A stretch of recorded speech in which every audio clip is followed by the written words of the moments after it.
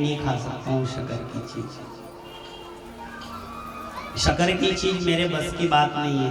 तो देखो जो मालिक है उसकी ताकत नहीं है कि खा लेगा। और जो ओंकारेश्वर में भगवान के नाम पे मांग रहे हैं, रोज उनकी मौज है और रोज सब्जी पूरी खा रहे हैं साहब भगवान। ये ठाकुर की दया है, ठाकुर की दया दृष्टि है। उससे कहना है कि भगवान चाहे ऊंचा बिल्डिंग मत देना, ऊंचा मकान मत देना, ऊंची दुकान मत देना, पर हम किसान और मजदूरों के ऊपर ऐसी दया दृष्टि बना के रखना कि 2 टाइम परिवार के साथ में बैठ करके चटनी और रोटी बड़े भाव के साथ खा सके। आपको भोग लगे। मांगो तो केवल ये मांगना, फालतू की चिल्ला चोट नहीं करना है अपने को, क्योंकि जिनको हाथ नहीं दिया उसने भी कभी केस नहीं लगाया, और जिनको इतना सब मिला है वो भी कह के अभी तो कम पड़ी हो, अभी तो कम पड़ी हो, अभी तो कम पड़ी हो। एक देखो एक बात है, एक बेचारा गरीब आदमी था, सुन लो अच्छे तरीके से। एक गरीब आदमी था तो उसका बेचारे का मकान नहीं बने, तो वो गांव के पटेल साहब के पास में गया। अब वो जो पटेल साहब था गांव का, वो पटेल साहब की जो नाक थी नहीं वो लंबी थी जरा, तो पटेल साहब की बहुत चिढ़ होती थी। कोई नाक के बारे में कोई कुछ बोल दे नहीं तो बहुत चिढ़ता था वो बेचारा। ये वो दूसरा गांव का पटेल साहब हो, अपना गांव का नहीं हो। हाँ, तो इधर मत दया दृष्टि कर देता है। जो हमारा तो काम यही है कि इना गांव की उना गांव में, उना गांव की इना गांव के 7 दिन काटना पड़ जाता। तो वो पटेल की नाक लंबी थी यूं ऐसी। अब वो बेचारा गरीब आदमी सोचे कि अपन एक दिन पटेल को भोजन करा दे तो ये अपना फार्म भर के पास करा देगा, तो अपना कहीं मकान थोड़ा ढंग से बन जाएगा, कहाँ तक ऐसी झोपड़ी में रहेंगे। तो उनने पटेल साहब को बुलाया, पटेल साहब आज एक काम करो, जो आप हमारा घर भोजन करने के लिए आना, तो इसको ऐसा भोजन बना के खिलाना कि एक बार में साइन कर दे और अपनी खोली पास करा दे। वो फार्म भर के अपन दे देंगे और ये भोजन करेगा, इतने में खुश हो जाएगा पटेल, तो काम हो जाएगा अपना। अब ये फार्म कागज लेकर के आए, तो वो जी का घर भोजन करने के लिए बुलाया था। वो उसका जो छोरा था वो बहुत ज्यादा बोलता था, वो चाहे जिसके सामने कुछ भी बोल दे तो ना छोरा समझायो, देख रहे नाना अपना अगर पटेल साहब आई रानी उनकी नाक की तरफ मत देख जन के कहीजे मत हो। अब सोच लो वो छोरा क्यों समझाए, देख वो आए नहीं पटेल साहब, तो घर के भीतर चले जाना, पटेल साहब के सामने मत जाना, तो जाए पर नाक मत देखना। तो वो पट्ठो गई कि यार ये मेरे को नाक देखने के लिए क्यों रोके। तो उन दिन वो स्कूल निकल के आज तो घर करूंगा। अब वो पटेल साहब को बुलाया, उनसे सब बात कर लो, वो कुछ नहीं बोले, वो कुछ नहीं बोले। और जहाँ कोई ने नाक के बारे में बोल दिया साहब, वो तो आग बबूला हो जाता था। अब भोजन करने के लिए बैठे, भोजन करे, वो छोरो में इन्हें सामने बैठी हुई, वो छोरो इन बैठी हुई ना उसको देख पटेल की नाक की तरफ देखे। तो पटेल साहब के क्यों रे शरा क्या देखे, रोटी खाएगी नहीं? हाँ रोटी खा लेंगे। हाँ तो क्या करे, तो तुम्हारा तरफ देखो। अरे तो देखे तो क्या देखे, तुम कब देखने। तो की माँ ने कहा कि देख रहे छोरा तू जरा को कहीं बोल देगा तो पटेल नाराज घर चली जाएगा। तो उठाड़ियों ने अपने मित्र ले जाने कौन दी ना छोरा। अब उसको तो छोरे को तो भीतर कर दिया। अब उसकी माँ के दिमाग में ये था कि पटेल साहब की नाक के बारे में नहीं कहीं बोला जाए, पटेल साहब की नाक के बारे में नहीं कहीं बोला जाए। अब वो रोटी खाई ने खड़ा हुआ सही कि अब साइन करना। हाँ पटेल साहब चाय बना के लाऊं। वो छोरा की माँ के पटेल साहब चाय बना के लाऊं। हाँ ठीक है। अब वो भीतर गई। अब वो सोचे कि मान लो अपन पटेल साहब को मग्गा में चाय देवांगा, अन पटेल साहब की नाक लंबी छे तो मग्गो तो नाक पड़ेगा। अब वो बेचारी पूछने के लिए गई कि पटेल साहब, अब उसको पूछना ये था कि पटेल साहब चाय मग्गा में लाऊं कि कटोरी में लाऊं, चाय मग्गा में लाऊं कि कटोरी में लाऊं। अब वो जल्दी जल्दी में हड़बड़ाहट में छोरा के डर का मारे जाए उन्होंने पटेल साहब को, पटेल साहब चाय मग्गा में नाखो कि तुम्हारी नाक में नाखी दो। हाँ वो तो कागज पूजगज फाड़ी फूड़ी ने सब कर गए हुए। ऐसा भी तो है कहीं का पटेल साहब। बोली वृंदावन बिहारी लाल की। तो नाक लंबी थी। तो यहाँ पर भक्त प्रहलाद जो है वो भक्त प्रहलाद भगवान का भजन करता है, मेरे को किसी से कोई लेना देना नहीं, मेरे सामने कोई फालतू की बात करना नहीं, मैं तो केवल भज गोविंदम। जहर बुलाया, जहर से भी नहीं मरा, लड्डुओं में जहर मिला दिया फिर भी नहीं मरा।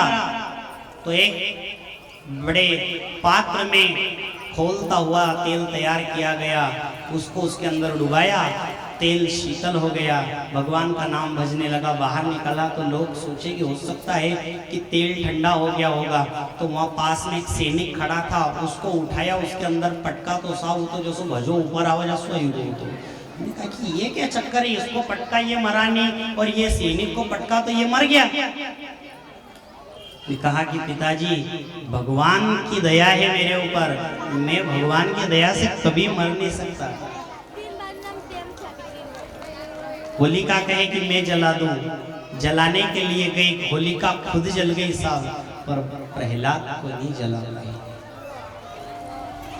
आग में से ऐसे निकला जैसे कमल के पुष्प में से कोई बच्चा निकलता है।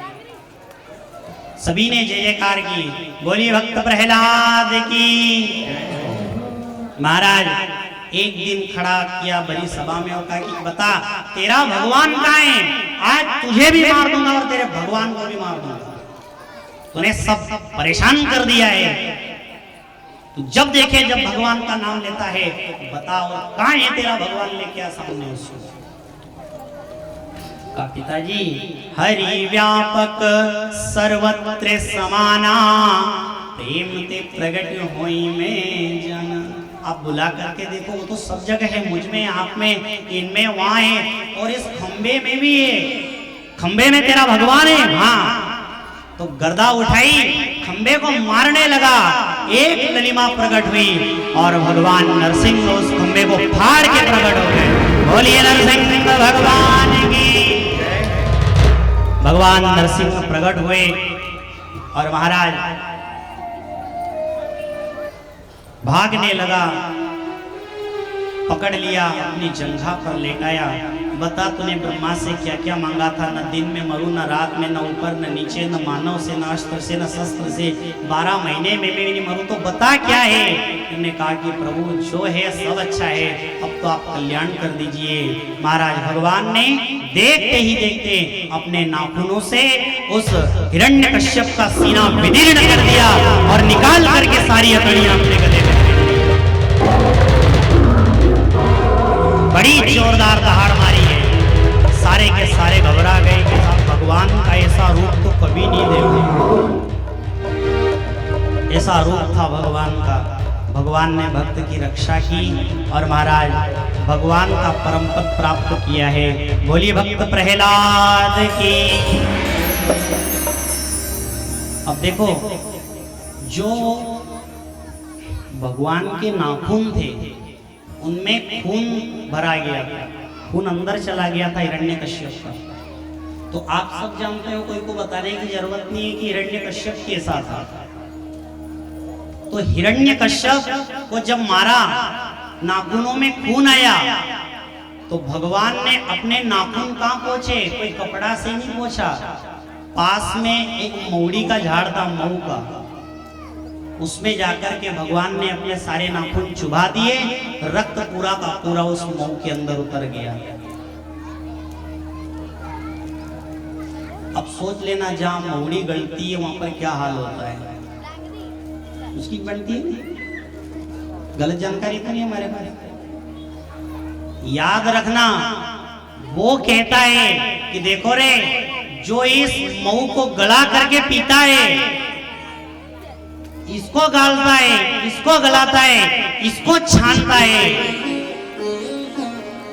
मैं उस झाड़ के ऊपर, सब तो छोड़ो, मैं उसके ऊपर पत्ता भी नहीं रहने देता हूं। और जब समय आता है, पूरे वृक्ष के ऊपर के पत्ते उतर जाते हैं।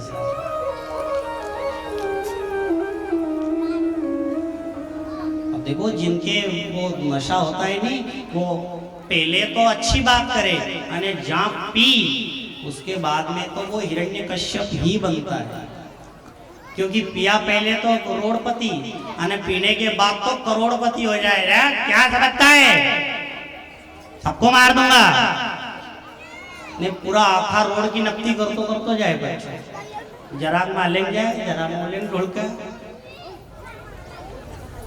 और सवेरे उनको पकड़ के गांव वाले उठा के ने लेके आए कि साहब ये तुम्हारा घर को नगीनो वहां पड़ी होती हो कहाँ, ये नशा होता है।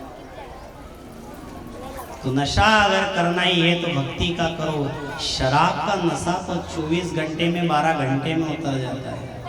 नशा ऐसा होना चाहिए जैसा भक्त प्रहलाद ने किया कि मार दूंगा छोड़ दे। अरे साहब मारोगे क्या, मैं तो मरने को तैयार हूं पर तुम मार नहीं सकते, तुम्हारी ताकत नहीं है। हमारी ताकत नहीं है, नहीं है आपकी ताकत, क्योंकि जो भगवान के सहारे बैठता है, जो भगवान के नाम से बैठता है, जो भगवान का नाम लेकर के वो जीवन जीता है, उसको तो साफ पूरी संसार में कोई नहीं मार सकता। क्योंकि वो मारे तो मरूं, वो मारे तो मरूं, नहीं तो मर जाए मेरी बलाए, उस अविनाशी की गोद में कोई मरे न मारा जाए। उस भगवान की गोद में जो बैठ जाता है कोई नहीं मार सकता है। ऐसा नशा चढ़ता है, ऐसा नशा होता है। ये नशा क्या होता है, ये वैसा ही नशा होता है। आगे बताया गजेंद्र मोक्ष की कथा आई है। सारे हाथियों ने उस गज को खींचा मगर कोई भी उसे बचाने में सक्षम नहीं हो पाया।